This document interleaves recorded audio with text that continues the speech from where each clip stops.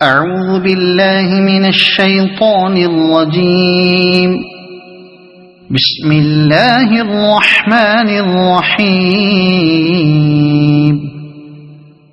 یاسین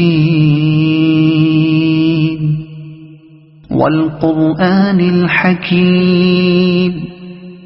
انک لمن المرسلین علی صراط مستقیم۔ یاسین، قسم ہے قرآن حکیم کی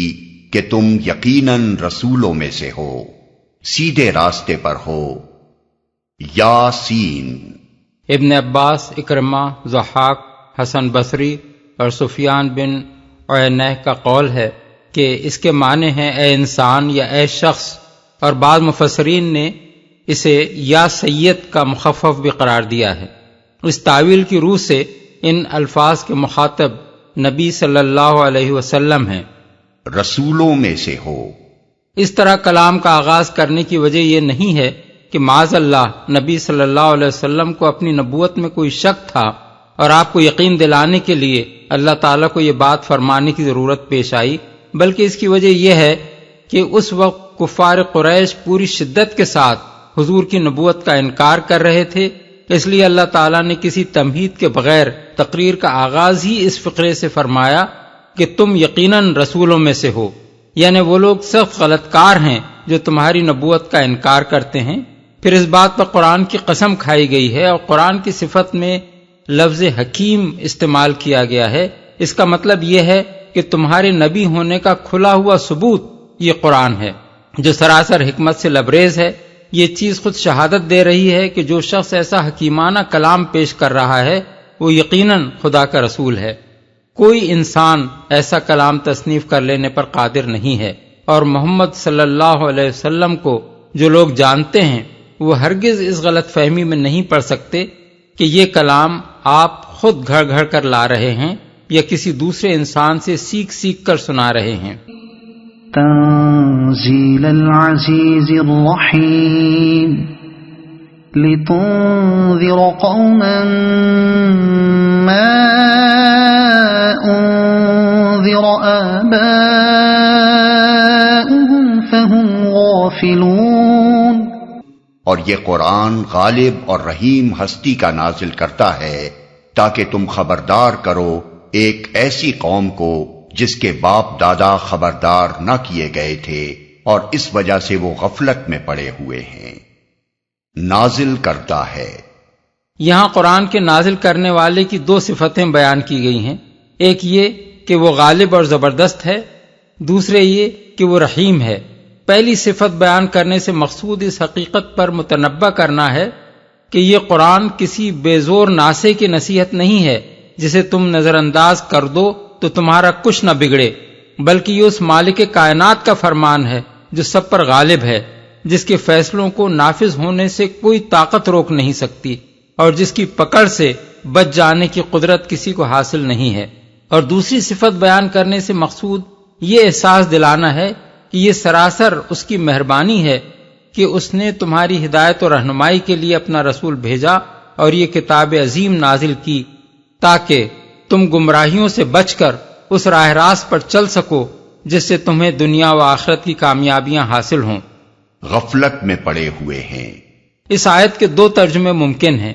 ایک وہ جو اوپر متن میں کیا گیا ہے، دوسرا ترجمہ یہ بھی ہو سکتا ہے کہ تم ڈراؤ ایک قوم کے لوگوں کو اسی بات سے جس سے ان کے باپ دادا ڈرائے گئے تھے، کیونکہ وہ غفلت میں پڑے ہوئے ہیں۔ پہلا مطلب اگر لیا جائے تو باپ دادا سے مراد زمانہ قریب کے باپ دادا ہوں گے، کیونکہ زمانہ بعید میں تو عرب کی سرزمین میں متعدد انبیاء آ چکے تھے، اور دوسرا مطلب اختیار کرنے کی صورت میں مراد یہ ہوگی کہ قدیم زمانے میں جو پیغام انبیاء کے ذریعے سے اس قوم کے آباء و اجداد کے پاس آیا تھا اس کی اب پھر تجدید کرو، کیونکہ یہ لوگ اسے فراموش کر گئے ہیں۔ اس لحاظ سے دونوں ترجموں میں در حقیقت کوئی تضاد نہیں ہے، اور معنی کے لحاظ سے دونوں اپنی اپنی جگہ درست ہیں۔ اس مقام پر یہ شبہ پیدا ہوتا ہے کہ اس قوم کے اسلاف پر جو زمانہ ایسا گزرا تھا جس میں کوئی خبردار کرنے والا ان کے پاس نہیں آیا، اس زمانے میں اپنی گمراہی کے وہ کس طرح ذمہ دار ہو سکتے تھے؟ اس کا جواب یہ ہے کہ اللہ تعالیٰ جب کوئی نبی دنیا میں بھیجتا ہے تو اس کی تعلیم و ہدایت کے اثرات دور دور تک پھیلتے ہیں اور نسلاً بعد نسلاً چلتے رہتے ہیں۔ یہ آثار جب تک باقی رہیں اور نبی کے پیرووں میں جب تک ایسے لوگ اٹھتے رہیں جو ہدایت کی شمع روشن کرنے والے ہوں، اس وقت تک زمانے کو ہدایت سے خالی قرار نہیں دیا جا سکتا۔ اور جب اس نبی کی تعلیم کے اثرات بالکل مٹ جائیں یا ان میں مکمل تحریف ہو جائے تو دوسرے نبی کی بعثت ناگزیر ہو جاتی ہے۔ نبی صلی اللہ علیہ وسلم کی بعثت سے پہلے عرب میں حضرت ابراہیم و اسماعیل اور حضرت شعیب اور حضرت موسیٰ و عیسیٰ علیہم السلام کی تعلیم کے اثرات ہر طرف پھیلے ہوئے تھے، اور وقتاً فوقتاً ایسے لوگ اس قوم میں اٹھتے رہے تھے یا باہر سے آتے رہے تھے جو ان اثرات کو تازہ کرتے رہتے تھے۔ جب یہ اثرات مٹنے کے قریب ہو گئے اور اصل تعلیم میں بھی تحریف ہو گئی تو اللہ تعالیٰ نے حضور کو مبعوث فرما دیا اور ایسا انتظام فرمایا کہ آپ کی ہدایت کے آثار نہ مٹ سکتے ہیں نہ محرف ہو سکتے ہیں۔ لقد حق القول على أكثرهم فهم لا يؤمنون۔ ان میں سے اکثر لوگ فیصلہ عذاب کے مستحق ہو چکے ہیں، اسی لیے وہ ایمان نہیں لاتے۔ یہ ان لوگوں کا ذکر ہے جو نبی صلی اللہ علیہ وسلم کی دعوت کے مقابلے میں ضد اور ہٹ دھرمی سے کام لے رہے تھے، اور جنہوں نے طے کر لیا تھا کہ آپ کی بات بہرحال مان کر نہیں دینی ہے۔ ان کے متعلق فرمایا گیا ہے کہ یہ لوگ فیصلہ عذاب کے مستحق ہو چکے ہیں، اس لیے یہ ایمان نہیں لاتے۔ اس کا مطلب یہ ہے کہ جو لوگ نصیحت پر کان نہیں دھرتے اور خدا کی طرف سے پیغمبروں کے ذریعے اتمام حجت ہو جانے پر بھی انکار اور حق دشمنی کی روش ہی اختیار کیے چلے جاتے ہیں، ان پر خود ان کی اپنی شامت اعمال مسلط کر دی جاتی ہے اور پھر انہیں توفیق ایمان نصیب نہیں ہوتی۔ اسی مضمون کو آگے چل کر اس فقرے میں کھول دیا گیا ہے کہ تم تو اسی شخص کو خبردار کر سکتے ہو جو نصیحت کی پیروی کرے اور بے دیکھے خدائے رحمان سے ڈرے۔ إنا جعلنا في أعناقهم أغلالا فهي إلى الأذقان فهم مقمحون۔ ہم نے ان کی گردنوں میں توق ڈال دیے ہیں جن سے وہ ٹھوڑیوں تک جکڑے گئے ہیں، اس لیے وہ سر اٹھائے کھڑے ہیں۔ اس آیت میں توق سے مراد ان کی اپنی ہٹ دھرمی ہے جو ان کے لیے قبول حق میں مانع ہو رہی تھی۔ ٹھوڑیوں تک جکڑے جانے اور سر اٹھائے کھڑے ہونے سے مراد وہ گردن کی اکڑ ہے جو تکبر اور نخوت کا نتیجہ ہوتی ہے۔ اللہ تعالیٰ یہ فرما رہا ہے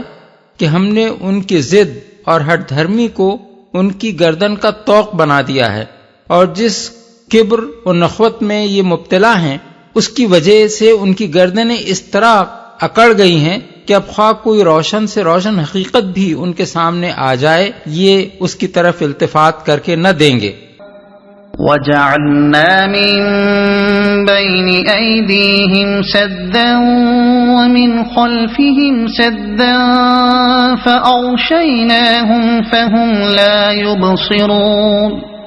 ہم نے ایک دیوار ان کے آگے کھڑی کر دی ہے اور ایک دیوار ان کے پیچھے، ہم نے انہیں ڈھانک دیا ہے، انہیں اب کچھ نہیں سوچتا۔ ایک دیوار آگے اور ایک پیچھے کھڑی کر دینے سے مراد یہ ہے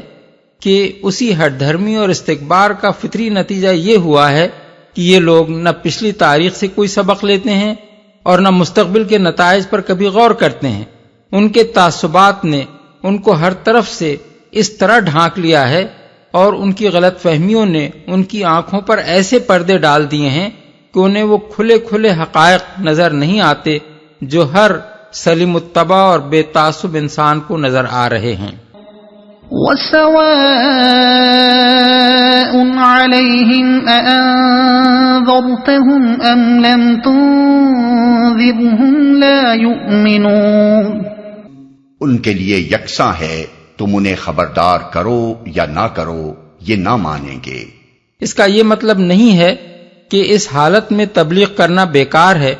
بلکہ اس کا مطلب یہ ہے کہ تمہاری تبلیغ عام ہر طرح کے انسانوں تک پہنچتی ہے۔ ان میں سے کچھ لوگ وہ ہیں جن کا ذکر اوپر ہوا ہے، اور کچھ دوسرے لوگ وہ ہیں جن کا ذکر آگے کی آیت میں آ رہا ہے۔ پہلی قسم کے لوگوں سے جب سابقہ پیش آئے اور تم دیکھ لو کہ وہ انکار و استکبار اور عناد و مخالفت پر جمے ہوئے ہیں، تو ان کے پیچھے نہ پڑو، مگر ان کی اس روش سے دل شکستہ و مایوس ہو کر اپنا کام چھوڑ بھی نہ بیٹھو، کیونکہ تمہیں نہیں معلوم کہ اسی ہجوم خلق کے درمیان وہ خدا کے بندے کہاں ہیں جو نصیحت قبول کرنے والے اور خدا سے ڈر کر راہ راست پر آ جانے والے ہیں۔ تمہاری تبلیغ کا اصل مقصود اسی دوسری قسم کے انسانوں کو تلاش کرنا اور انہیں چھانٹ چھانٹ کر نکال لینا ہے۔ ہٹ دھرموں کو چھوڑتے جاؤ اور اس قیمتی متاع کو سمیٹتے چلے جاؤ۔ انما تنذر من اتبع الذکر وخشی الرحمن بالغیب فبشره بمغفرة وأجر كريم إنا نحن نحيي الموتى ونكتب ما قدموا وآثارهم وكل شيء أحصيناه في إمام مبين۔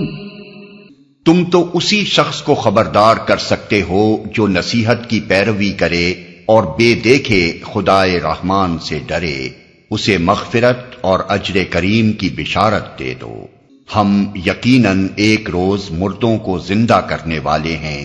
جو کچھ افعال انہوں نے کیے ہیں وہ سب ہم لکھتے جا رہے ہیں، اور جو کچھ آثار انہوں نے پیچھے چھوڑے ہیں وہ بھی ہم ثبت کر رہے ہیں۔ ہر چیز کو ہم نے ایک کھلی کتاب میں درج کر رکھا ہے، ثبت کر رہے ہیں۔ اس سے معلوم ہوا کہ انسان کا نامہ اعمال 3 قسم کے اندراجات پر مشتمل ہے۔ ایک یہ کہ ہر شخص جو کچھ بھی اچھا یا برا عمل کرتا ہے وہ اللہ تعالیٰ کے دفتر میں لکھ لیا جاتا ہے۔ دوسرے، اپنے گرد و پیش کی اشیاء اور خود اپنے جسم کے اعضاء پر جو نقوش یعنی امپریشنز بھی انسان مرتسم کرتا ہے وہ سب کے سب ثبت ہو جاتے ہیں، اور یہ سارے نقوش ایک وقت اس طرح ابھر آئیں گے کہ اس کی اپنی آواز سنی جائے گی، اس کے اپنے خیالات اور نیتوں اور ارادوں کی پوری داستان اس کی لوح ذہن پر لکھی نظر آئے گی، اور اس کے ایک ایک اچھے اور برے فعل اور اس کی تمام حرکات و سکنات کی تصویریں سامنے آ جائیں گی۔ تیسرے، اپنے مرنے کے بعد اپنی آئندہ نسل پر، اپنے معاشرے پر اور پوری انسانیت پر اپنے اچھے اور برے اعمال کے جو اثرات وہ چھوڑ گیا ہے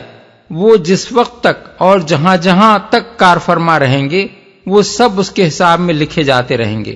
اپنی اولاد کو جو بھی اچھی یا بری تربیت اس نے دی ہے، اپنے معاشرے میں جو بھلائیاں یا برائیاں بھی اس نے پھیلائی ہیں، اور انسانیت کے حق میں جو پھول یا کانٹے بھی وہ بو گیا ہے، ان سب کا پورا ریکارڈ اس وقت تک تیار کیا جاتا رہے گا جب تک اس کی لگائی ہوئی یہ فصل دنیا میں اپنے اچھے یا برے پھل لاتی رہے گی۔